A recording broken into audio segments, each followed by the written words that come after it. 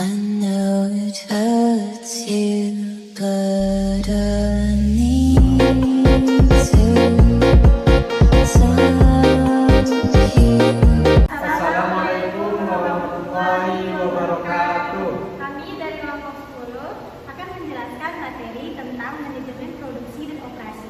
Saya pemateri pertama akan menjelaskan konsep dan peran manajemen sumber daya manusia strategis. Saya pemateri kedua akan menjelaskan tentang pendekatan manajemen sumber daya manusia dan elemen-elemen desain pekerjaan. Dan saya pemateri terakhir yang akan menjelaskan tentang analisis pekerjaan dan kualifikasi karyawan yang dibutuhkan.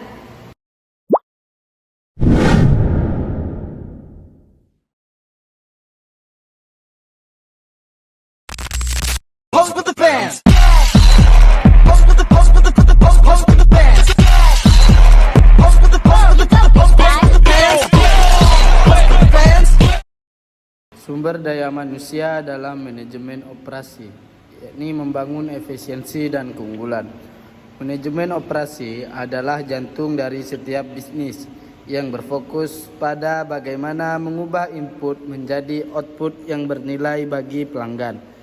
Sumber daya manusia adalah salah satu input yang paling penting dikarenakan mereka adalah motor penggerak yang menjadikan proses operasi berjalan dengan baik. Selanjutnya adalah konsep dan peran manajemen sumber daya manusia strategis.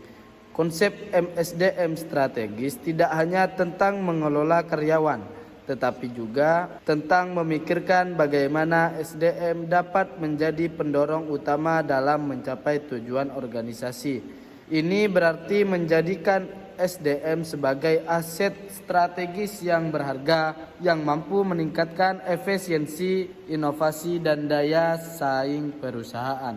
Selanjutnya, peran MSDM strategis dalam manajemen operasi. Peran yang pertama adalah membangun budaya organisasi yang kuat. MSDM strategis berperan penting dalam membangun budaya organisasi yang positif dan suportif. Budaya ini mendorong kolaborasi, inovasi, dan komitmen karyawan terhadap tujuan organisasi. Peran yang kedua adalah menyediakan tenaga kerja yang kompeten. MSDM strategis memastikan bahwa perusahaan memiliki tenaga kerja yang kompeten, yang memiliki keterampilan dan pengetahuan yang sosial dengan kebutuhan operasional. Dan yang ketiga adalah meningkatkan produktivitas. MSDM strategis mendorong pengembangan karyawan melalui pelatihan, pengembangan, dan program motivasi. Hal ini bertujuan untuk meningkatkan produktivitas dan efisiensi operasional. Pendekatan manajemen sumber daya manusia. Ada berbagai pendekatan yang dapat digunakan dalam manajemen sumber daya manusia. Beberapa pendekatan yang umum digunakan dalam konteks manajemen operasi. Yang pertama, pendekatan tradisional.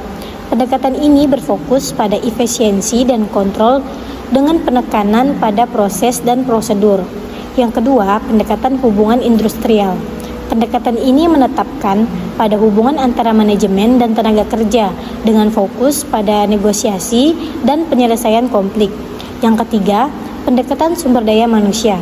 Pendekatan ini memandang karyawan sebagai aset berharga yang perlu dikembangkan dan diinvestasikan. Elemen-elemen desain pekerjaan. Desain pekerjaan adalah proses merancang tugas dan tanggung jawab yang diberikan kepada karyawan. Desain pekerjaan yang efektif dapat meningkatkan motivasi, produktivitas, dan kepuasan kerja karyawan. Elemen-elemen penting dalam desain pekerjaan ada beberapa poin. Yang pertama, spesialisasi pekerjaan. Yang kedua, rotasi pekerjaan. Yang ketiga, pembesaran pekerjaan. Yang keempat, pengayaan pekerjaan. Yang kelima, tim kerja. Analisis pekerjaan dan kualifikasi karyawan yang dibutuhkan. Analisis pekerjaan adalah proses sistematis untuk mengumpulkan dan menganalisis informasi tentang suatu pekerjaan. Tujuannya untuk menentukan tugas, tanggung jawab, dan persyaratan yang dibutuhkan untuk menjalankan pekerjaan tersebut secara efektif. Informasi ini kemudian digunakan untuk menentukan kualifikasi karyawan yang ideal, termasuk keterampilan, pengetahuan, dan pengalaman yang diperlukan. Hasil analisis ini akan membentuk dasar untuk berbagai kegiatan manajemen sumber daya manusia seperti perekrutan, pelatihan, dan evaluasi kinerja.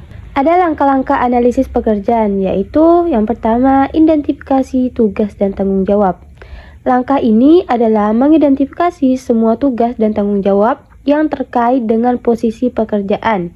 Ini bisa dilakukan melalui berbagai metode seperti observasi langsung, wawancara dengan memegang jabatan, dan studi dokumen atau seperti deskripsi pekerjaan yang sudah ada. Lalu yang kedua ada analisis persyaratan pekerjaan. Setelah mengidentifikasi tugas dan tanggung jawab, langkah selanjutnya adalah menganalisis persyaratan yang dibutuhkan untuk menjalankan tugas-tugas tersebut. Lalu yang ketiga ada mengembangkan deskripsi pekerjaan. Informasi yang dikumpulkan pada langkah 1 dan 2 kemudian digunakan untuk mengembangkan deskripsi pekerjaan yang komprehensif. Deskripsi pekerjaan harus mencakup dikasan pekerjaan, tanggung jawab utama, kualifikasi, pelaporan, kondisi kerja.